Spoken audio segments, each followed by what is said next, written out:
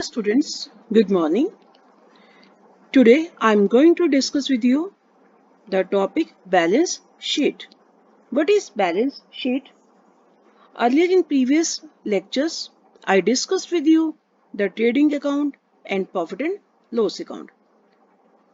And with the help of trading account, gross profit and gross losses are ascertained, यानी उससे gross profit और gross loss पता लगते हैं. उसके बाद उन ग्रोस प्रॉफिट और ग्रोस लॉस के बैलेंस से हम कहाँ ट्रांसफर करते हैं उन बैलेंसेस को प्रॉफिट एंड लॉस अकाउंट में, और प्रॉफिट एंड लॉस अकाउंट से नेट प्रॉफिट और नेट लॉस पता लगते हैं.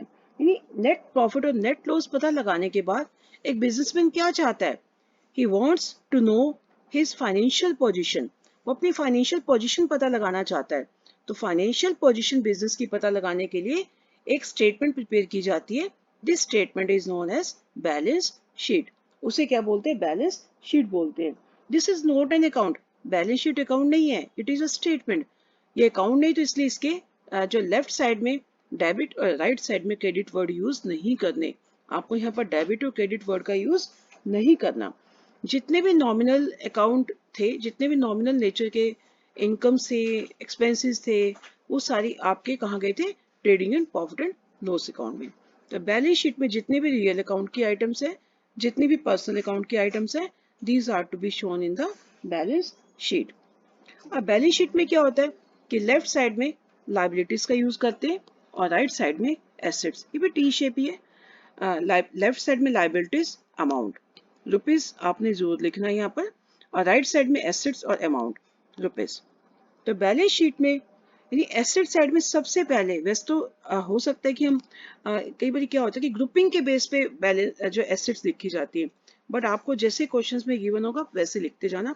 मैं आपको टोटल एसेट्स बता रही हूँ कौन कौन सी है और जो लाइबिलिटीज कौन कौन सी है. जिस तरह से आपके पास क्वेश्चन होगा मैं क्वेश्चन भी सोल्व करना बताऊंगी आज.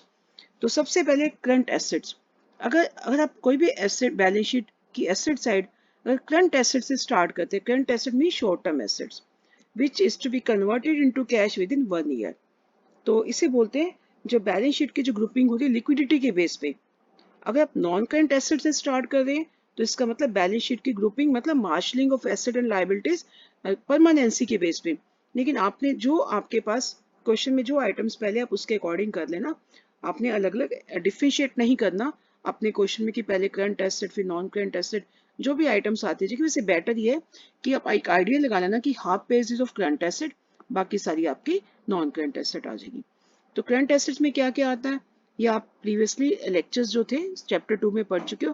Cash in hand, cash at bank, bills receivable, short term investment, sundry debtors, book debts, closing stock, prepaid expenses and accrued income. ये सारी करंट एसेट्स हैं. तो ये सारी आपकी करंट एसेट्स वाली आइटम्स करंट एसेट्स में आएंगी.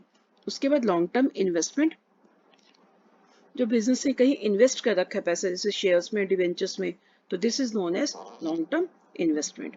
नाउ नॉन करंट एसेट्स जैसे फर्नीचर हो गया, लूज टूल्स हो गए, motor vehicle, plant and machinery, land and building, ये सारी आइटम्स जो भी हैं, पेटेंट्स, ट्रेडमार्क, गुडविल, ये सारी क्या है? नॉन करंट एसेट्स हैं. यानी जितनी भी एसेट्स है वो सारी एसेट साइड में जाएंगी. अब हम लाइबिलिटीज का फॉर्मेट डिस्कस कर रहे हैं. तो लाइबिलिटीज में क्या है? सबसे पहले वही same current liabilities, bank overdraft, bills payable, sundry creditors, outstanding expenses, unearned income. These are current liabilities. After that non current liabilities like long term loans. उसके बाद कोई रिजर्व्स क्वेश्चन में गिवन है तो you have to write reserves here. Then capital, at last capital.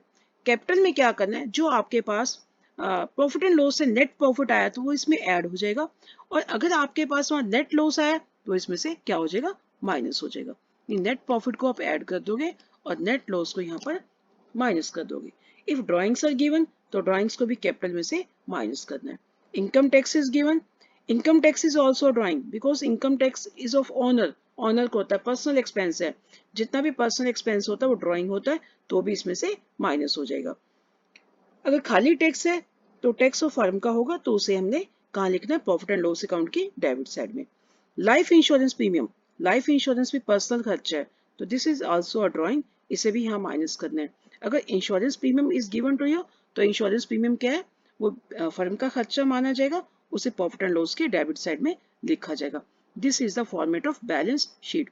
और balance sheet की दोनों side का टोटल इक्वल आएगा। अगर आपके पास क्वेश्चन में पूरा फुल फ्लेज क्वेश्चन आएगा जिसमें ट्रेडिंग अकाउंट भी बनाना है, प्रॉफिट एंड लॉस अकाउंट भी बनाना है, बैलेंस शीट भी बनानी है, तो अगर आपके पास एंड में बैलेंस शीट का टोटल इक्वल आ जाता है तो इट मीन्स आपका पूरा क्वेश्चन कंप्लीट। ठीक है, अगर ये टोटल इक्वल नहीं आता तो मतलब यू कमिटेड अ मिस्टेक, आपकी कहीं ना कोई गलती रह गई है। तो ध्यान से इसको चेक करना है। अगर मान लो थोड़ी सी माइनर मिस्टेक भी रह गई है तो बैलेंस शीट जिसकी वजह से टैली नहीं हो रही तो उसे ज़्यादा टाइम एग्जाम में टाइम स्पेंड करना। अब आप ट्राई करना कि बैलेंस शीट टोटल इक्वल ही आना चाहिए। अगर इक्वल नहीं आएगी तो आपका क्वेश्चन गलत हो जाएगा। Now I am going to discuss with you the illustration 15, which is given on page number 21.26. The page number is 21.26. Yes, this is a full-fledged question. I am going to read the statement. From the following balances taken from the books of Murli Manohar and Sons. Prepare trading and profit and loss account for the year ending 31 March 2019 and a balance sheet as at that date। यानी आपको complete पूरा question करना है, trading account भी, profit and loss account भी और balance sheet भी बनानी है। And stock in hand on 31 मार्च 2019, यानी क्लोजिंग डेट का 31 मार्च 2019 है। और क्लोजिंग स्टॉक आपके पास अधिकतर ही जो है ट्रायल बैलेंस के, ये this is a trial balance. Final account हम ट्रायल बैलेंस की हेल्प से बनाते हैं। This is a format of trial balance. Name of accounts, debit balance, credit balance. तो जो आइटम ट्रायल बैलेंस के बाहर है उन आइटम्स को दो बार लिखा जाता है। यानी क्लोजिंग स्टॉक एक बार तो ट्रेडिंग अकाउंट की क्रेडिट में जाएगा और एक बार बैलेंस शीट की एसेट में जाएगा। तो क्लोजिंग स्टॉक को हमने दो बार लिखना है, ट्रेडिंग अकाउंट की क्रेडिट में जाता है और बैलेंस शीट की एसेट में जाएगा। तो सबसे पहले मैं आपको इसकी फॉर्मेट ही बता देती हूँ कि ट्रेडिंग अकाउंट ये स्टेटमेंट है आपकी। तो सबसे पहले आपने बनाना है यहाँ पर, अब आपने trading and profit and loss का अकाउंट का फॉर्मेट इकट्ठा ही बनाना है। तो you right here trading and profit and loss account इकट्ठा लिखना है एक ही लाइन में। नेक्स्ट लाइन में फॉर द ईयर एंडिंग 31 मार्च 2019। तो फॉर्मेट बना लोगे एक पेज पे, यानी आप कोशिश करना कि लेफ्ट हैंड वाले पेज पे trading and profit and loss account बनाना और राइट हैंड वाले पेज पे बैलेंस शीट बनाना। तो ये format trading and profit and loss का हो गया। तो फिर ये नीचे बैलेंस शीट है। तो बैलेंस शीट में क्या है, तो बैलेंस शीट में आपका भी सेम फॉर्मेट, राइट हैंड वाले पेज पे ये दोनों पेज पैरेलल इकट्ठे यूज करना। लैंडस्केप पे जो नोटबुक है उसको इकट्ठा यूज करके, यानी लेफ्ट साइड में आप बनाना trading and profit and loss account यानी लेफ्ट पेज पे, और राइट पेज पे बनाना बैलेंस शीट। तो बैलेंस शीट का format already I told you, as at your word use करना है। एज एट मीन्स जो भी उसकी पर्टिकुलर पॉइंट ऑफ टाइम की डेट है 31 मार्च 2019, इसे भी आपने यूज करना है। अब 1/9 आपने दोनों अकाउंट साइमल्टेनियसली बनाने हैं। आपने trading and profit and loss account में यानी 1/3 के अप्रोक्सीमेट, थोड़ा सा 1/3 से ज्यादा पेज ले लेना अपनी बुक का, वो तो बनेगा आपका ट्रेडिंग अकाउंट और बाकी उसके बाद बनेगा प्रॉफिट एंड लॉस अकाउंट।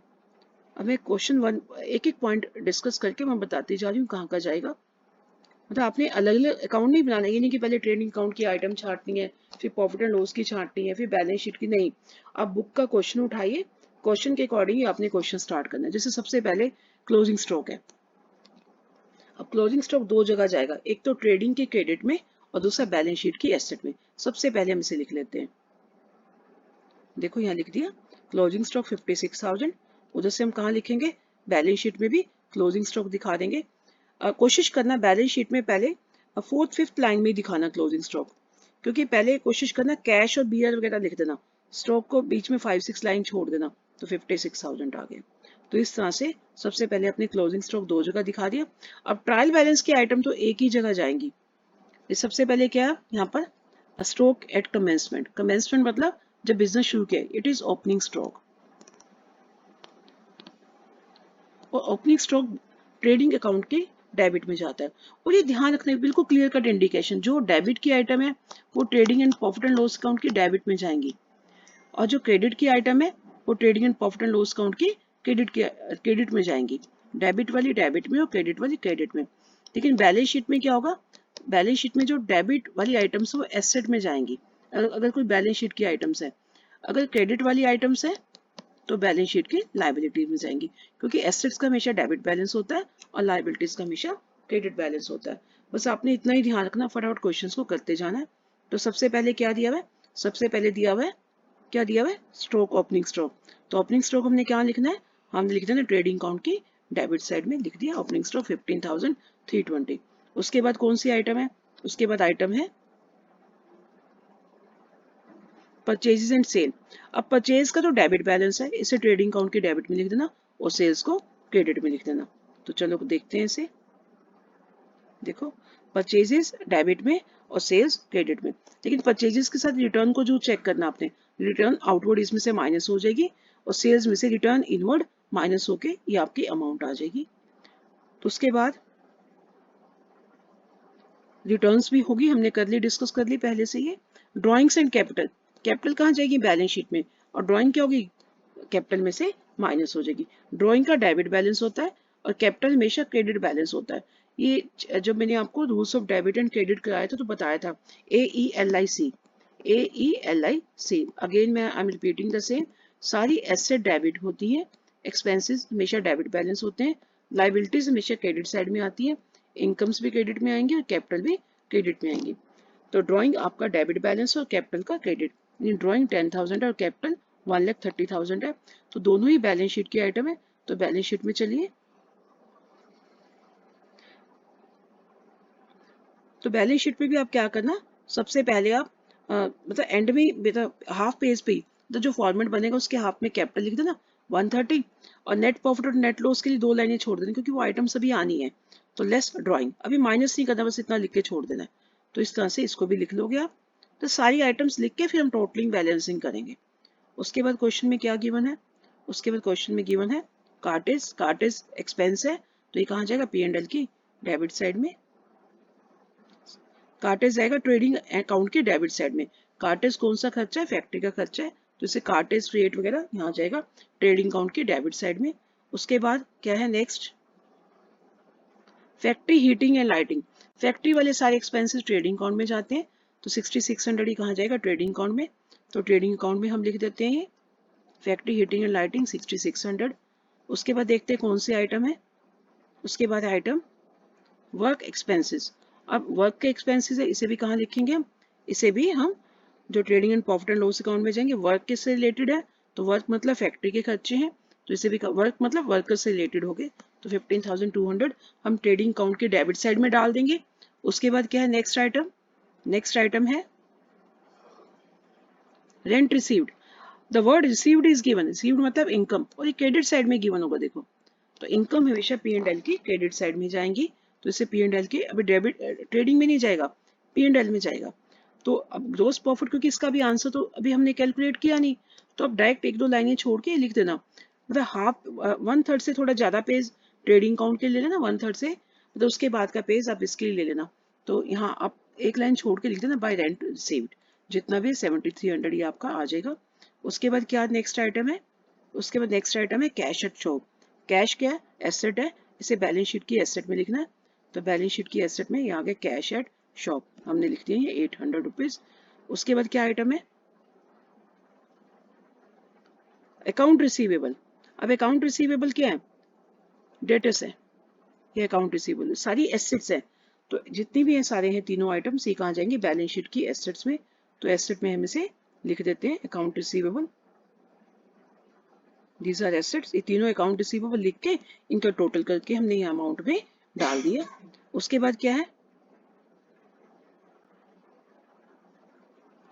उसके बाद ये अकाउंट पेबल। अब account payable, payable means liability, अगर ना भी पता तो लगे तो डेबिट क्रेडिट से देख लेना। तो क्रेडिट साइड वाली item the account payable liability है, एक्सपेंस नहीं है ये, तो कहाँ जाएगा, लाइबिलिटी में जाएगा। तो लाइबिलिटी में चलते हैं, लाइबिलिटी में लिख देंगे अकाउंट पेबल। तो दोनों प्रभाकर है और तेंदुलकर है, दोनों का आ जाएगा 23,540 टोटल करके हम यहाँ पर लिख देंगे। उसके बाद नेक्स्ट आइटम कौन सी है, horses and cards, this is asset, इसे हमने बैलेंस शीट की एसेट में डाल दिया। अभी दिखाती हूँ, BR bills receivable, BR means bills receivable, यानी बिल्स रिसीवेबल तो आएंगे एसेट में और बिल्स पेबल क्रेडिट साइड है, तो ये जाएगा बैलेंस शीट की लाइबिलिटी में। चलो चेक करते हैं बैलेंस शीट में, इसे हम देख लेते हैं। यानी हॉर्सेज एंड कार्ड्स भी लिख दिया हमने, बिल्स रिसीवेबल यहाँ लिख दिया और बिल्स पेबल हमने लाइबिलिटी में लिख दिया। उसके बाद क्या आइटम है, उसके बाद rent paid. Rent paid is expense, expense है ये, इसे कहाँ लिखेंगे, प्रॉफिट एंड लॉस की डेबिट साइड में। तो प्रॉफिट एंड लॉस की डेबिट साइड में आ गया रेंट पेड। खाली रेंट भी लिखोगे तब भी चल जाएगा, तो रेंट पेड आपने प्रॉफिट एंड लॉस की डेबिट साइड में लिखना है।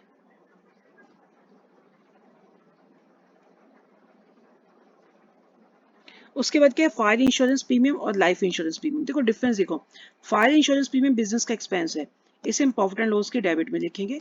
और लाइफ इंश्योरेंस पर्सनल एक्सपेंस है, दिस इज ड्राइंग, तो ड्राइंग को क्या करेंगे, कैपिटल में से माइनस कर देंगे। तो यानी इन दोनों आइटम्स को देखते हैं। This is fire insurance premium, profit and loss की डेबिट में आ गया। और उधर से लाइफ इंश्योरेंस प्रीमियम क्या करेंगे, ड्राइंग है, इसे हम कैपिटल में से माइनस कर देंगे। यानी कैपिटल लिखी, एक दो लाइनें, एक लाइन छोड़ दोगे, दो लाइन छोड़ देना, फिर क्योंकि इसके लिए फिर ड्राइंग लिखोगे, फिर दो लाइनें छोड़ देना, फिर माइनस लेस इंश्योरेंस प्रीमियम लिखोगे, ताकि सारा आ जाए 86,000। क्योंकि अगर जब तक हमारे पास कैपिटल में नेट प्रॉफिट नहीं या नेट लॉस नहीं आता, तब तक हम टोटली बैलेंसिंग नहीं कर सकते इसकी। उसके बाद नेक्स्ट आइटम क्या है, bank overdraft is a liability, इसे बैलेंस शीट की लायबिलिटी में लिख लेते हैं। This is first item. कोशिश करना बैंक और बैंक ओवरड्राफ्ट उधर से कैश ही पहले लिखना, दोनों एसेट और लायबिलिटी साइड में। ओवरड्राफ्ट और लायबिलिटी में दो तीन लाइनें छोड़ के स्टार्ट करना, इधर भी एसेट में भी कैश और बीआर के लिए लाइनें छोड़ देना। तो next is bank interest expense है, इसे प्रॉफिट एंड लॉस की डेबिट में। टेलीफोन एक्सपेंस एक्सपेंस है, डेबिट में पी एंड एल की। एडवर्टीजमेंट भी पी एंड एल की डेबिट में जाएगा। सैलरी एंड वेजेस भी पी एंड एल की डेबिट में जाएंगे। तीन चारों ही एक्सपेंस है ये, क्योंकि अगर वेजेस एंड सैलरी होता तो ट्रेडिंग में जाता, सैलरीज एंड वेजेस है, इसका मतलब ऑफिस के एक्सपेंस है, तो ये पी एंड एल की आइटम है। तो चारों आइटम्स आपकी पी एंड एल की डेबिट में जाएंगी। ये चारों item, bank interest, telephone expense, advertisement expense, salary and wages, ये सारी आइटम्स हमने यहाँ पर लिख दी। उसके बाद क्या है, नेक्स्ट आइटम है free hold property, this is asset, तो ये बैलेंस शीट की एसेट में जाएगी और audit fees profit and loss की डेबिट में जाएगी। तो पहले हम फ्री होल्ड, पहले ऑडिट फीस लिख दी हमने यहाँ पर, देखो पी एंड एल की डेबिट में, और उधर से बैलेंस शीट हम लिखेंगे फ्री होल्ड प्रॉपर्टी। अब हमारी सारी आइटम्स हो चुकी हैं, ये जितना भी हमारा ट्रायल बैलेंस गिवन था हमें, हमने सारा ट्रायल बैलेंस लिख लिया। जितनी भी आइटम्स थी, all items are complete now, सारी आइटम्स हमने लिख दी हैं। अब हमने क्या करना है, सिर्फ इनकी टोटलिंग और बैलेंसिंग करनी है। सबसे पहले ट्रेडिंग अकाउंट, ट्रेडिंग अकाउंट की क्रेडिट साइड को टोटल करो और डेबिट साइड को टोटल करो। अगर क्रेडिट साइड ज्यादा तो ग्रोस प्रॉफिट आ गया बैलेंसिंग फिगर, तो ये ग्रोस प्रॉफिट यहाँ ट्रांसफर कर दोगे। अगर डेबिट साइड ज्यादा होती तो ग्रोस लॉस आता, तो ग्रोस लॉस डेबिट में आ जाता, लेकिन यहाँ पर ग्रोस प्रॉफिट है तो क्रेडिट में आएगा। अब आप क्या करोगे, अब आप नेट प्रॉफिट एंड लॉस का टोटल करोगे, तो प्रॉफिट एंड लॉस का टोटल क्रेडिट का और डेबिट का, यहाँ पर क्या है, यहाँ पर डेबिट साइड ज्यादा आ रही है, तो जित क्रेडिट साइड कम आ रही है, this is 44,780 and this is 64,140, तो डेबिट साइड ज्यादा आ रही, तो नेट लॉस, तो नेट लॉस 19,360 आ गया। This is to be transfer to capital account, इसे कैपिटल में ट्रांसफर करना है। कैसे ट्रांसफर करना है दिखाती हूँ मैं। इसे हम कैपिटल में जाके क्या कर देंगे, माइनस कर देंगे। लॉस है तो माइनस, प्रॉफिट होगा तो प्लस, कैपिटल में क्या करेंगे, इसे माइनस कर देंगे। This is minus. तो हमने क्या किया था, कैपिटल 130 थी, उसमें से क्या किया, नेट लॉस माइनस कर दिया, फिर ड्राइंग नेट लॉस माइनस करके अमाउंट आ गई 1,10,640। फिर ड्राइंग ऑलरेडी हमने लिखी हुई थी पहले से, 10,000 वो माइनस कर दी, तो आ गया 1,06,40। उसके बाद इंश्योरेंस प्रीमियम हमने पहले से ही लिखा हुआ था, लाइफ इंश्योरेंस प्रीमियम 6,000, वो भी माइनस हो गए, तो दिस इज अमाउंट 94,640। अब आप अपनी एसेट साइड को और लाइबिलिटी साइड को टोटल करोगे, तो टोटल आपका दोनों का इक्वल ही आएगा। अगर टोटल इक्वल आ रहा है तो मीन्स आपका क्वेश्चन टोटली करेक्ट है, नहीं तो आपने कोई ना कोई क्वेश्चन में मिस्टेक की है। तो बैलेंस शीट का टोटलिंग से ही पता लग जाता है कि क्वेश्चन आपका एक्यूरेट है या नहीं है। आज आपने क्वेश्चन नंबर 14, 15 और 16 अपनी फेयर नोटबुक में सोल्व करने हैं। Thank you and have a nice day.